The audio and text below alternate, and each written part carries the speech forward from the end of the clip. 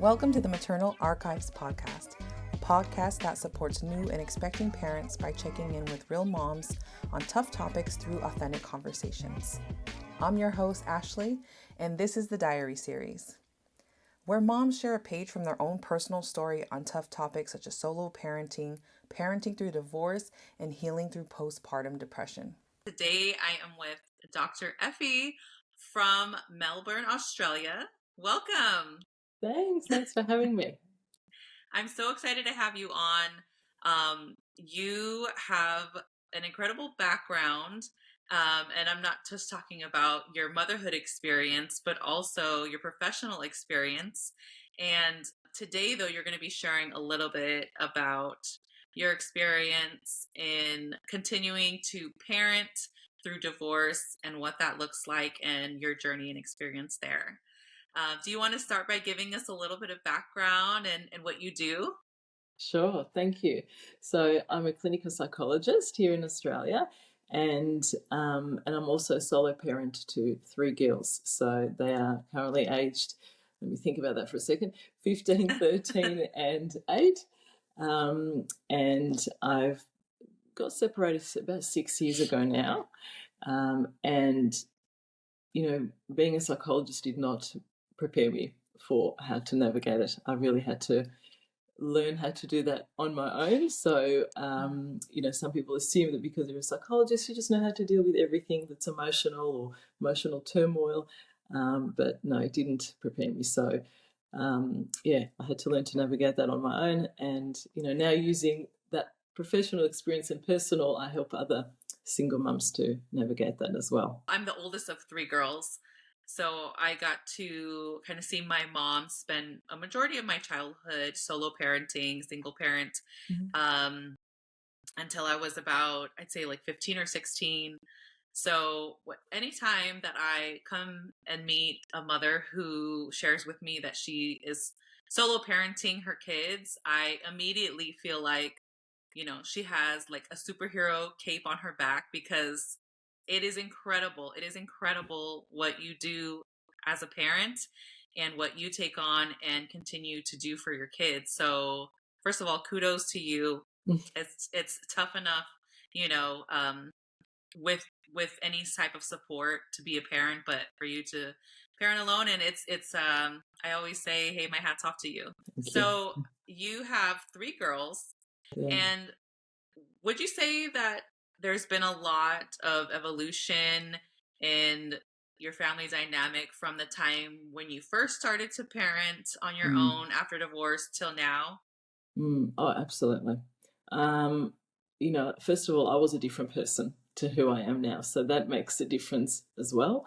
In the beginning stages when we first separated, I was, stressed and trying to process everything and, grieving what I thought my life, looked like.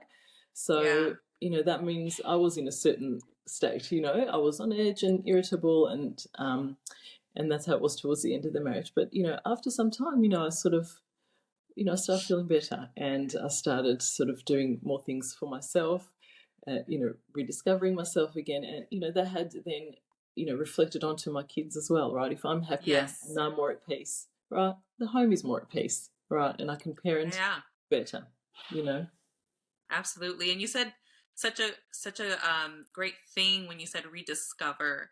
And I feel like motherhood in general almost brings you into this whole new form of yourself, right? You have your former self and who you were, but now you've kind of experienced or kind of even have like these blinders removed to this whole new world of parenting and motherhood and navigating that world. But what type of rediscovering did you have to do in order to see now how you're able to parent after separation? Yeah, so to give you an idea of what it was like for me, I think the first 6 months, I sort of call it that I was in like a hibernation. I was sort of, withdrawing from everybody. I didn't really want to talk about what happened. And like I ended the marriage. It was an emotionally abusive marriage, and I didn't talk about it during the time that it was going on, so people were quite surprised. You put up a brave front. So there was a bit of shame in there as well to start sharing that. And so I was sort of in my own shell for a little while, just focusing on my kids and focusing on my work, my clients, not too much on myself. So, Yeah. About 6 months later, I started feeling, like mentally I'm kind of doing better. I've processed things. I've sort of, we've adjusted a little bit. We've made some, changes. And then I realised I have no idea who I am. I don't actually know, what do I even like to do? I didn't even know, because all my energy went towards everybody else's needs, right? And so the funny thing is, you think like when you're married, like, okay, if you want time for yourself, your spouse can maybe look after the kids and you can go off and do those things. I didn't really get that opportunity, in my marriage. So it meant that actually now, if I want to go out, I'll organise some help, and I ended up actually budgeting for a babysitter. I didn't always have family help, but when I did, I utilised it. But I wanted to find some regular help that I could count on, and I found someone really great. And I would gradually meet with different friends and start doing things I haven't done in a long time. You can't really discover what you like again just by thinking about it. This is what I really found out. Right, I could brainstorm, and I'm like, oh no, what did I used to like doing? Sometimes you can't remember that. So the only way I found that out was by actually starting to do something. So to give you an example, one day I met a friend for a walk. Literally got the babysitter to come just so I can go for a walk, and we went for a walk. When the walk was done, I was like, we parted ways, and I thought, I don't feel like I'm done. I feel like I still want to keep going. I haven't even exercised or anything so long. So I just kept walking. I was like Forrest Gump. I just kept walking and walking. And I loved it so much. I thought, this is a genius idea. I need to get the babysitter to come just so I can go for a walk. Long story short, that walk became going to the gym. Going to the gym became, becoming interested in bodybuilding. Now I compete in bodybuilding, something I never in a million years would have thought that I would even do, right? That's awesome. Right? I was never even into fitness. I would never have discovered that if I didn't start, So that's what I mean. Now, my kids, as a result, and I've got 3 girls, they see me stronger, they see me happier, they see me looking after myself, my mental health and my physical health. So it's all of those sort of things that, I think make a difference, and they see me being independent and, all of that. Yeah. Gosh, and had like those literal steps, right, into you evolving into discovering what you enjoy and what you're good at. And I've been a stay-at-home parent the last 3 years, and my kids are both under age 5. So now that they're both in school for the first time, I feel like that, rediscovery, like I found a pocket of free time, and aside from laundry, aside from, picking up Legos, what am I still good at, or what was I good at? What do I enjoy?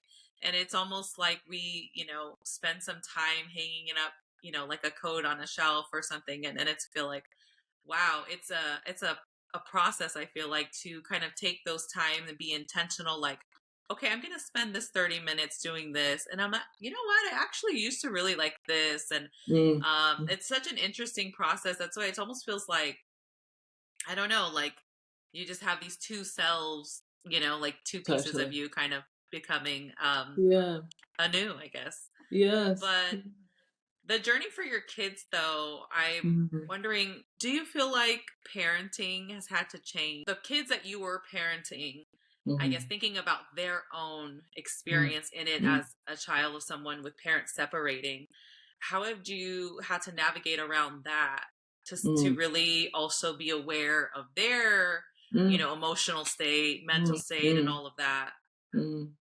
Yeah, so look, certainly initially after separation, I was watching my kids like a hawk, just making sure they're okay. Is everyone all right? Is anyone emotional? Is there, and I would check in with them quite, regularly. Like, I would also, some older two are at school, let their teachers know, of course, what's happening or what happened, Yeah. and to let me know if there's anything going on that I need to be aware of, or any changes in, behaviour or anything like that. Yes. And look, luckily there wasn't. They did adjust quite well. I feel like I sort of just try to keep on top of it. But the reality is that yes, they've only got one parent, and and I've as they've gotten older, I've had to change what I say and how much I say in a good way, because when they're little, you can't explain too much, and so as they got older, I've had to share some more adult topics with them, like finances and things. Look, it's only me. This is what I can afford to do. This is what I can't afford to do. I can take you to this many places, but not that many. Like there's not like another parent to share that with. So Yes. we kind of problem solve. Together, and now 6 years later, we sort of have it sorted. Like they know how this works, and they do rely only on me for to meet their needs and love and all of that. But I feel that they get that, and I think that's what it's important. As long as they get it from one parent, they can be quite well adjusted, and because in a way they haven't been from one house to another, they've had that consistency and stability as well. So I think That's that's been a wonderful. positive.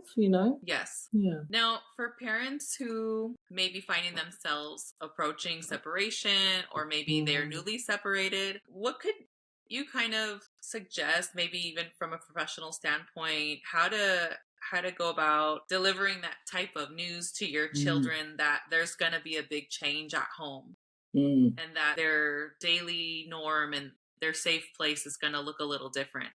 Yeah. Yeah. So I think first of all that initially depending on your on that another woman's relationship with her spouse or ex-spouse, you might want to have that conversation with them first to maybe see if you want to have that conversation with the kids together, um, and so that you're kind of a united front to Yeah. explain that, um, and see what you're comfortable with. Um, that's what myself and my ex-husband did at the time. I did the talking, but we were both there present together. Yeah. And I think the important thing is, first of all, you have to meet your kids where they're at. So it does depend on their age as well. So, my youngest was 2.5, so there's nothing I could explain to her at the time. She did definitely notice a change because her behaviour changed, when he left. But, with the other two who were like 9 and 8, Hmm. at the time. I started. This is what I mean. But you have to meet them where they're at, because I started off in my mind with what was a superficial explanation, but I thought it was kind of a safe explanation. So what I said at the time was, your dad and I from now on are going to. No, sorry, I'll take a step back. Before I said that, I said that sometimes marriages don't work out, and that's actually what happened with your dad and I, and we've decided that from now on we're going to be friends rather than husband and wife. That's what we said. How true that was, I didn't know, but that's what I said at the time to kind of explain it like that. Now I could see them both looking at me very perplexed, and they're like, "Oh, so you're not getting like divorced?" I said, "No, that's exactly what I'm saying." Oh. And but then they got quite upset, and I could see that that superficial explanation was not going to go down. So I then took them aside, and what I said, and again I said, it really depends what happened in the marriage and how much you want to share with your kids and things like that. But what I just explained then was, you know, your dad really hurt me, and I'm not going to be with someone that hurt me. That's what I said. And do you think maybe that honesty, or that bit of transparency maybe did much better than the initial statement, or I do. do you think they Yeah, appreciated it a lot more? they did appreciate it a lot more. And I said to them also, it's important for me that you're never with someone that hurts you. You don't have to Yeah. stay just for the sake of staying, or just because you're used to it, or just because it's comfortable. You have a choice, and you can leave a situation that's not good for you, basically. Because I think if I stayed with that superficial explanation, it would have left them very confused, and they Yeah. need to make sense of it in their own minds, as they go forward. And now, as they've gotten older, you know, over time, you know, they have questions, you know, so what happened during that time? And, you know, like just different questions that come up, and I just answer them as honestly as I can. Not bad mouthing, you know, my ex or anything like that. Just saying facts that are age appropriate. Yeah. But I feel like that helps them to make sense of it. So, Great. Another mom I spoke to was really honest and said, remember that your children are still individuals and still people who are processing with their own mm, feelings mm, and are impacted, and whether they express it now or express it later, but it's still something important to them to understand and mm, to be considered. And so, well, it's wonderful that you sat with them as a family, but also individually, and was, mm, and so honest with them. I'm sure, yeah, I think as a daughter too, you'd probably definitely appreciate when my mom was really honest with us. I think back to when I first had my kids and that postpartum time when you're first at home with your mm, baby, and mm, that time where it feels a little bit isolating. It's a little bit lonely. You mm, get your visits here and there, right? Where like mm. family or friends pop in. But those quiet nights, or I'm sorry, I should not say quiet, those a lot of crying, right? Yeah. Maybe from me and baby Mm, there. mm, mm. But I think that you feel sort of isolated and alone sometimes when you're in the wee hours of the night. Did you feel some of that isolation or loneliness that moms sometimes experience in postpartum come back during the early separation days? Yeah, look, I did, and I think that's why I was in that hibernation kind of, that, as I called it, you know. But I think in some ways, you need to experience that. You need to give yourself the time, maybe to grieve, you know, the life you thought, you know, you were going to have, and just gives you that time to process. You don't need to quickly hurry, you know, getting back to some kind of normality. You know, it is Mm-hmm. important to give yourself that time, and you know, to be kind to yourself, you know. And there is going to be some discomfort. That's the reality. You know, some of it is going to Yeah. feel uncomfortable, but there's nothing wrong with that. You know, you're adjusting to a change. So any change is going to be uncomfortable, right? When you adjust to just becoming a mother, right? It's Yeah. uncomfortable. You don't want to feel it, but, you know, but eventually you do get through it, right? So you just, you know, it's an adjustment period. I love that you said give yourself the time that you need, and it can be a grieving period Mm, for some. mm, That's such a great thing to think about it as, is that you might, although it's your choice, you may mm, still very much grieve mm. over, and that's okay. Yeah, Yeah. yeah. It's a bit like, I sort of look at it as, yes, it was my choice, but you're grieving a life that you thought you were going to have.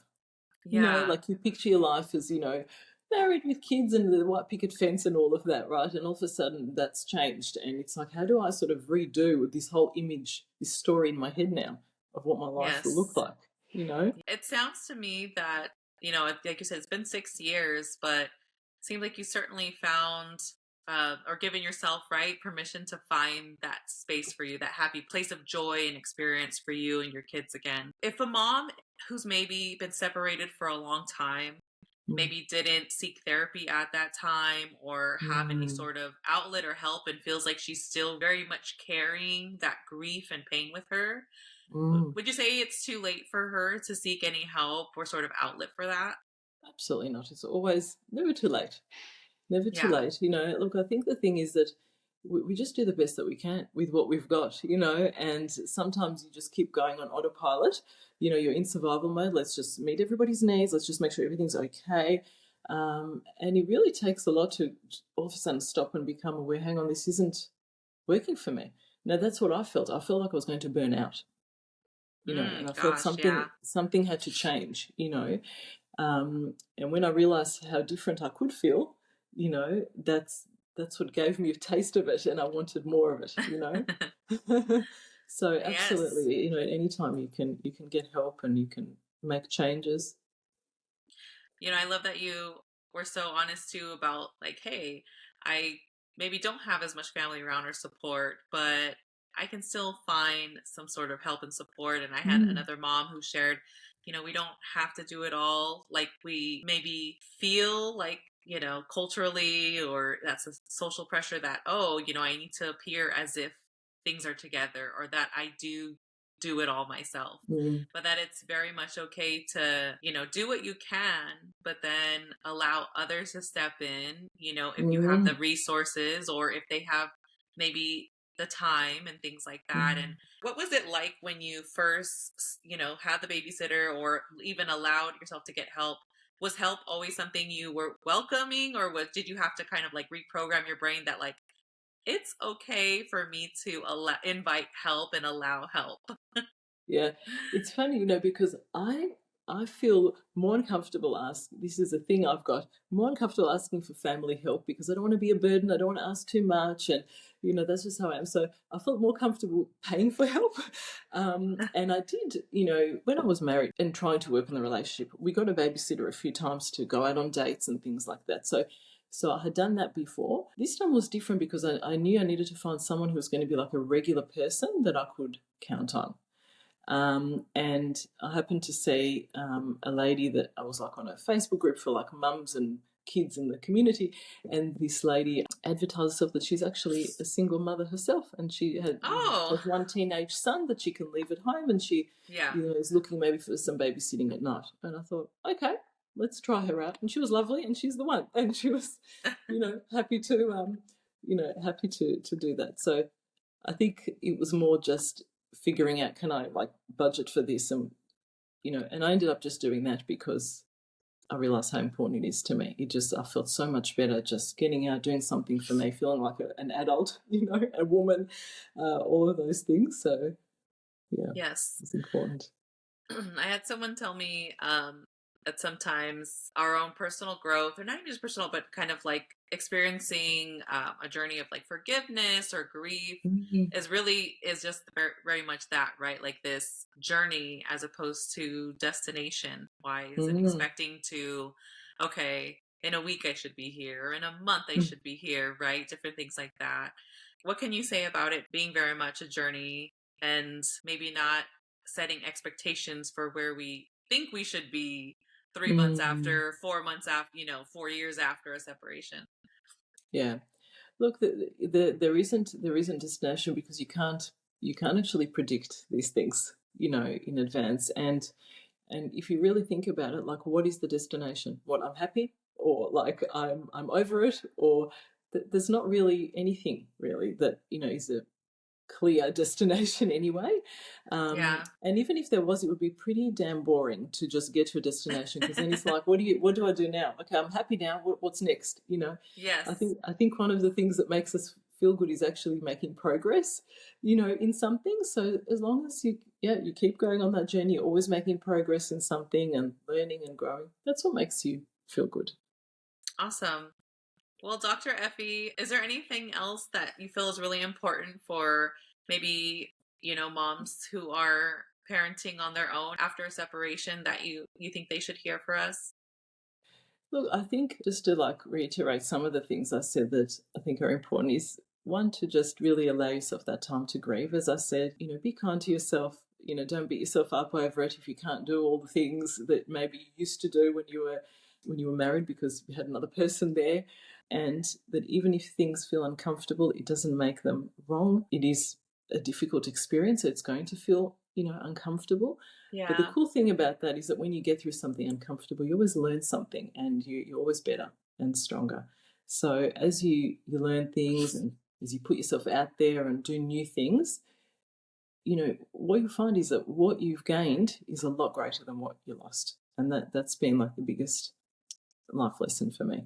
I think, for anyone listening who maybe feels like they are alone in this or don't have a lot of friends or family with the same experience, to look outside, look into maybe like community connections, right? Moms Mm, group who want to be supportive of mm, one another. Like you said, give yourself that time, but mm. also, maybe look to connect if you need. Yeah, absolutely. Yeah. Well, thank you so, so much. Thanks for For having me. Yeah, thank you for sharing your story, journey, and just all of your, experience as well.